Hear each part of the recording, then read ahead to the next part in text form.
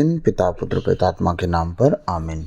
सर्वशक्तिमान महान परमेश्वर पिता, मैं आपको धन्यवाद देता हूँ, राजाओं के राजा, प्रभुओं के प्रभु, प्रभु यीशु मसीह, पिछली रात के लिए, आज के दिन के लिए, शाम रात के लिए पिता हम धन्यवाद देते हैं कि आपने अब तक हमें संभाला, बचाया, जीवित, सुरक्षित, अचानक मरी मृत्यु से बचाया, उसके लिए लाखों लाख धन्यवाद देते हैं प्रभु।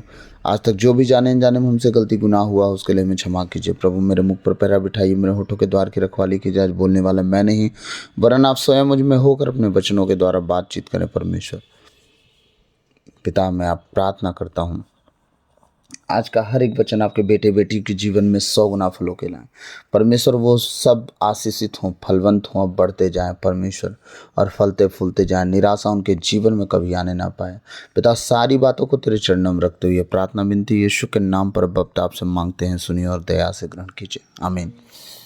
सबको जय यीशु। मैं आशा करता हूँ आप सब आनंदित होंगे। आइए हम प्रभु के वचन में जाएंगे। हम निकालेंगे मत्ती अध्याय 15 1 से लेकर 9 तक, ठीक है। फरीसियों की परीक्षाएं, पेज नंबर 25, नया विधान। फरीसियों की परीक्षाएं। यरूशलेम के कुछ फरीसी और शास्त्री किसी दिन ईसा के पास आए और यह बोले, आपके शिष्य पुरखों की परंपरा क्यों तोड़ते हैं। वो पूछ रहे हैं कि आपके शिष्य जो हैं पुरखों की परंपरा क्यों तोड़ते हैं। पुरखों की परंपरा क्या था? वो बार बार परेशान हैं कि मतलब चेले कुछ भी करते हैं, यीशु मसीह कुछ नहीं बोलते हैं। वो सवाल कर रहे हैं। वे तो बिना हाथ धोए रोटी खाते हैं, और उनकी परंपरा क्या थी? घर से बाहर निकलना है, अगर घर वापस आना है तो जब तक हाथ पाँव ना धो लें, नहा ना लें, खाना पीना नहीं खाते थे, ठीक है। तो क्या बोल रहे हैं? ईसा ने उन्हें उत्तर दिया, और तुम लोग अपनी ही परंपरा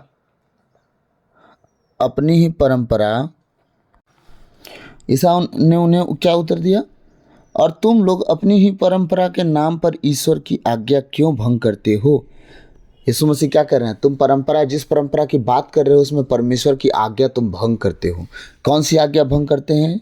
वचन 4 कह रहा है, ईश्वर ने कहा, अपने पिता और अपनी माता का आदर करो, और जो अपने पिता या अपनी माता को शाप दे उसे प्राण दंड दिया जाए, ठीक है।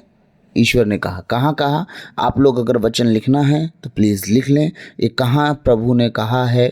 निर्गमन ग्रंथ अध्याय 20 पद संख्या 12, 21 अध्याय का 17 वचन, और लेवी ग्रंथ में लिखा है 19 अध्याय के 3 वचन में, और 20 अध्याय के 9 वचन में, और विधि विवरण ग्रंथ में लिखा है 5 अध्याय के 16 वचन में, और 27 अध्याय के 17 वचन में।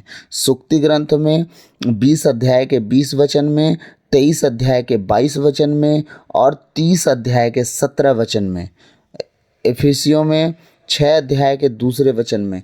ये जो मैं 15 अध्याय का 4 वचन पढ़ रहा हूँ, ईश्वर ने कहा अपने पिता और अपनी माता का आदर करो, और जो अपने पिता या अपनी माता को शाप दे उसे प्राण दंड दिया जाए। ये जो लिखा है, जो कहा गया ना, ईश्वर ने कहा, लिखा है, जो परमेश्वर ने कहा लिखा है, तो पुराने विधान में जाना है, ठीक है। तो पुराने विधान से लेके हम दिखा दिए, हम इफिसियों 6:2 तक ये बातें लिखी हैं, ठीक है। प्रभु कह रहे हैं कि तुम लोग अपनी बुद्धि से विधि का बात मत करो। तुम लोग जो कहते हो नियम और कानून की बातें, लेकिन तुम सारी बातों को तोड़ते हो। कैसे? 5वां वचन कहता, परंतु तुम लोग कहते हो कि यदि कोई अपने पिता या अपनी माता से कहे, आपको मुझसे जो लाभ हो सकता था वह ईश्वर को अर्पित, ठीक है, अर्पित है, तो वह फिर अपने पिता या अपनी माता को कुछ नहीं दे सकता है।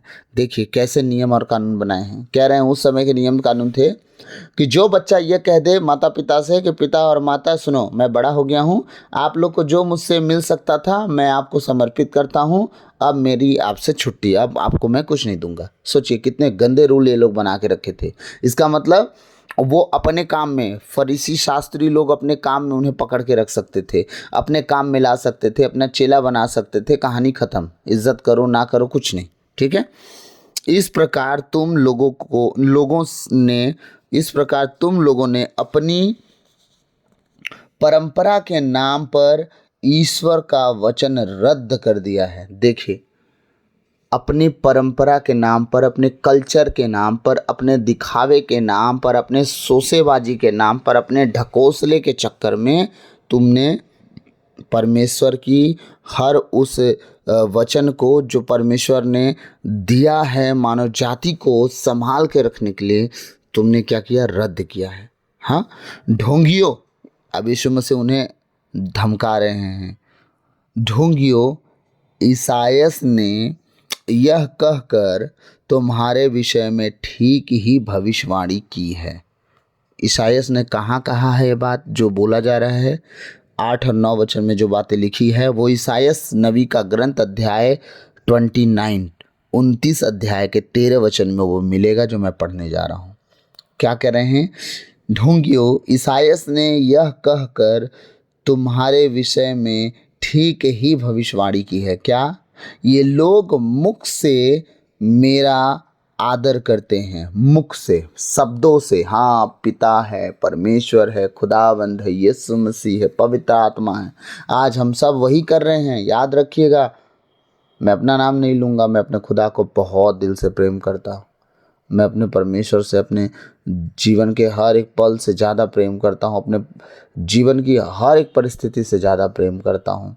और जिस तरह अब इब्राहिम ने किया, अपने बच्चे को कुर्बान तक कर दिया, परमेश्वर के लिए रख नहीं छोड़ा, इसीलिए परमेश्वर ने अपने इकलौते बेटे को मानव जाति के लिए कुर्बान किया, रख नहीं छोड़ा, ताकि सब पाप से बच जाएं। मैं सच कहता हूँ, इब्राहिम के तरह दिल खोल के तो दिखा नहीं सकता, लेकिन मेरे परमेश्वर से मेरा प्रेम उसी तरह है। शायद मैं बयान नहीं कर सकता, लेकिन मेरे परमेश्वर से पहले मेरे लिए कोई नहीं है। ना परिवार, ना फैमिली, ना बच्चा, ना पत्नी, ना माँ बाप, कोई नहीं। मेरा प्रभु सबसे पहले मेरा प्रभु। ये लोग मुख से मेरा आदर करते हैं, परंतु इनका हृदय मुझसे दूर है। शब्दों से प्रभु प्रभु आज कहने वाले सब हैं ईसाई, जितने हम क्रिश्चियन हैं, सब कहते हैं हाँ प्रभु हमारा प्रभु है, हम यीशु मसीह के संतान, उसके लिए लड़ने के लिए तैयार हो जाते हैं, लेकिन खुद का जीवन जब देखते हैं, हाँ, यीशु मसीह ने कहा, गाली के बदले कभी गाली दिया वो, कभी उसके विरोध में बातें हुई तो गया भीड़ लगा के हड़ताल मचाने। हम रैली निकालेंगे, हम हड़ताल करेंगे, हम ये करेंगे। हमारे ईसाई धर्म के विषय में बोला गया, यीशु मसीह ने कभी कहा कि ऐसा करना तुम? ये वो लोग करते हैं जिन्हें कोई काम नहीं है।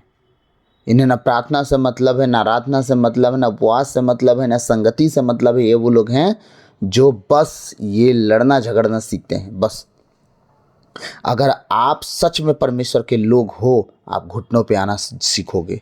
और जिस दिन घुटनों पे आना सीख गए ना, आपकी लड़ाई खुदा लड़ेगा, और ऐसी लड़ाई लड़ेगा जो आपके परमेश्वर को, आप लोग को भला बुरा बोलता है, वो कहेगा आपकी लड़ाई नहीं, अब ये मेरी लड़ाई हो गई। अब तुम लड़ाई जब नहीं लड़ते तब मैं लड़ता हूँ। उसने कहा तुम लड़ना नहीं, झगड़ना नहीं, और हम क्या कर रहे हैं?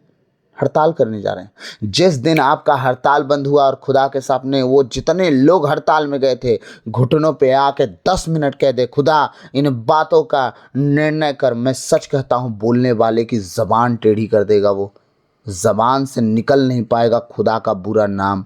उनके शब्द ईसाइयों के खिलाफ जो उठते हैं ना, वो निकलेंगे नहीं, लेकिन तुम घुटना टेक नहीं पा रहे हो। तुमसे ज़बान लड़ाने की हिम्मत हो गई, लेकिन खुदा के सामने घुटने टेकने की हिम्मत नहीं हुई। अब सोच के देखो हमारी मसीहियत कहाँ है? हम शब्दों से परमेश्वर का नाम ले रहे हैं या कर्म से? हमारे कर्म सच में विरोधियों की तरह हो गया है, लड़ने के लिए दौड़ते हैं, लेकिन हमारे कर्म यीशु मसीह की तरह नहीं है कि घुटनों पे आए। जब यीशु मसीह के लिए भला बुरा बोला जाता था, वो घुटनों पे आकर रात भर बाप से अपनी बात करता था। हाँ, दिन भर वचन सुनाया करता था, कभी किसी से लड़ने नहीं जाता था। उसने कहा है मेरी सी चाल चलो। उसने ये नहीं कहा कि संसार की सी रीति पे चलो तुम, ना ना ना ना, उसने कहा मेरी रीति पे चलो, मेरी सी चाल चलो। हालेलुया। प्रभु का वचन कहता है ये लोग मुख से मेरा आदर करते हैं, परंतु इनका हृदय मुझसे दूर है। ये व्यर्थ ही मेरी पूजा करते हैं, और ये जो शिक्षा देते हैं वह है मनुष्यों के बनाए हुए नियम मात्र। जितनी पूजा पाठ चल रही है ना आज, मनमानी वाला, उस समय यीशु मसीह क्या कर रहे हैं कि सब मनुष्य अपने नियम के अनुसार बनाया है, मैंने नहीं कहा ये सब करने के लिए। मैंने नहीं कहा जो तुम कर रहे हो आजकल, ये मैंने नहीं कहा। बाइबल पढ़ोगे तब तो जानोगे कि परमेश्वर ने क्या कहा है। हाँ, ये जितने पूजा पाठ चल रहे हैं, नियम कानून बना बना के दुआएं प्रार्थनाएं चल रही हैं, वो सब परमेश्वर ने कहा कि मनुष्य मात्र उनके बनाए हुए नियम और कानून है। मैंने ये सब नहीं बनाए। मैंने कहा निरंतर प्रार्थना करो। तुम तो सुबह दोपहर शाम लेके बैठ गए हो बस प्रार्थना के लिए। हाँ, तुम तो एक टाइम बांध लिए हो कि हम 2 मिनट अब भी कर लेंगे, 2 मिनट 5 बजे कर लेंगे, 2 मिनट 7 बजे कर लेंगे। हाँ, परमेश्वर ने ऐसे नहीं कहा। परमेश्वर ने कहा निरंतर प्रार्थना करो। तुम्हारी प्रार्थना ऐसी प्रार्थना हो जाए कि तुम्हारे अंदर से प्रार्थना का जन्म हो जाए। चलते फिरते उठते बैठते तुम्हारे होंठ इंसान से बात करे और तुम्हारी आत्मा खुदा से बात करे। वो ऐसा चाहता था कि बाहर से तो तुम शब्दों से लोगों से बात करो, लेकिन इनर साइड अंदर से तुम खुदा से बात करने वाले बन जाओ। ऐसे व्यक्ति तुम्हें बनना है, ऐसे प्रार्थना करने वाला बनना है। बहुत लोग कहते हैं, आज हमारी एक बहन है, वो कहती भैया मैं प्रार्थना नहीं कर पा रही हूँ। अब मैं जितने लोग कहते हैं मैं प्रार्थना नहीं कर पा रहा हूँ, नहीं कर पा रही हूँ, उनको एक सवाल का जवाब दे रहा हूँ। उनके सवाल का, जब सांसारिक रंग चढ़ता है तो आत्मिक रंग डाउन होता है। जब आत्मिक रंग डाउन होता है तब हम प्रार्थना नहीं कर पाते। जब हम सांसारिक रंग से बाहर आते हैं तब हम क्या करते हैं, प्रार्थना करने वाले हो जाते हैं। अब दूसरी बात, अगर आपको मजबूत बनना है प्रार्थना में तो आप पहले, अगर किसी को नींद आती हो बाइबल पढ़ने में, खूब अच्छे से सो लो, ताकि नींद को एक्सक्यूज़ ना मिले, उसको ना कहने का अवसर ना मिले कि भाई हमें नींद आ रहा है। आप पहले पेट भर सो लो, आपका मन ही ना कहे कि हाँ नींद आ रहा है। ठीक, पेट भर सो लो, उठो और फिर बाइबल पढ़ने बैठो। इतना बढ़िया से बाइबल पढ़ दो, बोल बोल के, चुप रह के नहीं, बोल बोल के इतना बढ़िया से बाइबल पढ़ दो कि आपके मन हृदय में बाइबल के शब्द गूंज जाए। जब बाइबल के शब्द गूंज जाएंगे, वो जीवित वचन है। आदि में शब्द था, शब्द ईश्वर के साथ था, शब्द ही ईश्वर था और उसी के द्वारा सृष्टि रची गई। वही ईश्वर जो शब्द था देहधारी हुआ, देह धारण करके हमारे बीच में आया। जब आप उस शब्द को बोलते हो, हर वो नेगेटिविटी की आत्मा, हर वो आलस की आत्मा, हर वो नींद की आत्मा, हर वो मतलब हर वो गलत आत्मा जो सही टाइम पे गलत काम में याद दिलाती, वो सारी आत्माएं भागना शुरू कर देंगी। फिर आपका हृदय खुदा की ओर झुकने लगता है और आप प्रार्थना की ओर भागना शुरू कर देते हो।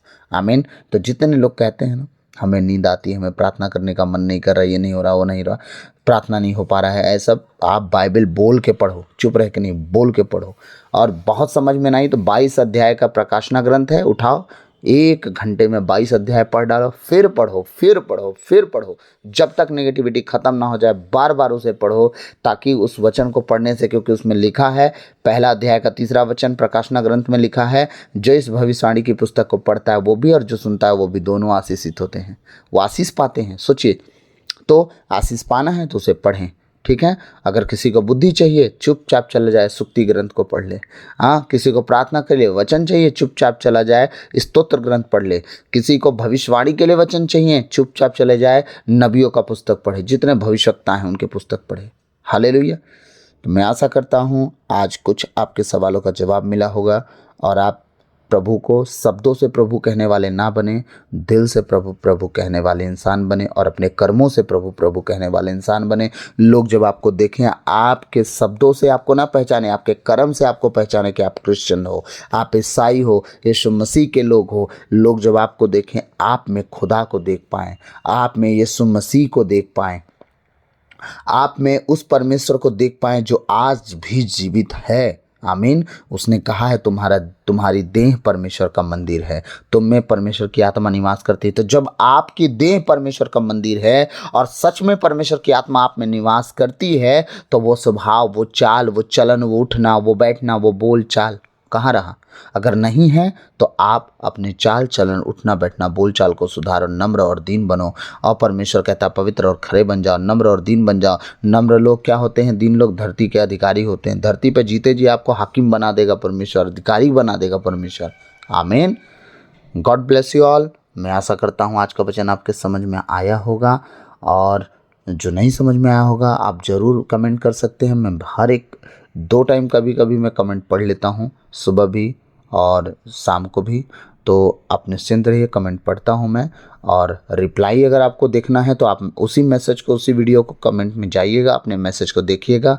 मैं वहाँ क्या बोलते हैं, मैसेज का रिप्लाई ज़रूर छोड़ता हूँ। ये है कि मेरे नाम से नहीं, मेरा ईमेल आईडी किसी और के नाम से बना था तो वो उससे शो कर देगा, लेकिन कोई इशू नहीं है, आपको रिप्लाई ज़रूर दूंगा मैं। वहाँ राम राज के नाम से आएगा, ठीक है। तो उस समय एक भैया हैं, प्रभु के दास हैं वो, उनका नाम है राम राज गिरी, ठीक है। वो प्रभु के दास हैं, उनका नाम ही है, लेकिन प्रभु में आए हैं, बहुत अच्छे भविष्यवक्ता हैं। तो उनके नाम से आईडी बना था, उनके नाम से हम लोग आईडी बनाए थे, और उस टाइम प्रभु के नाम से वो प्रार्थना दुआ करते थे। तो मैं अगर कमेंट करता हूँ तो उसी नाम से शो करता है, इसीलिए पहले ही बता दे रहा हूँ। तो प्रभु आप सबको बहुत आयत से आशीष दे, आप बचें, आपका घराना बचाया जाए। गॉड ब्लेस यू ऑल, सबों को जय यीशु।